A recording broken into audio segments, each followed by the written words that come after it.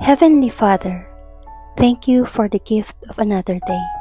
On this June 19, I pause to acknowledge your faithfulness, your mercy, and your unfailing love.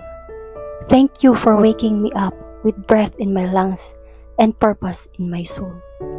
As I step into this day, I ask for your guidance in every decision, your peace in every challenge, and your joy in every moment.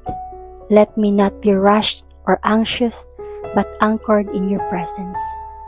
Your word says in Isaiah 41, verse 10, "Do not fear, for I am with you. Do not be dismayed, for I am your God. I will strengthen you and help you. I will uphold you with my righteous right hand." Lord, I claim that promise today. Strengthen me, uphold me, help me to walk in boldness and peace. Bless my family, my work, my thoughts, and my conversations. Let everything I do today bring you glory and reflect your light. Whether this day brings joy or testing, success or setback, remind me that you are with me and that nothing is wasted in your hands. Thank you for being my constant. I commit June 19 to you, Lord.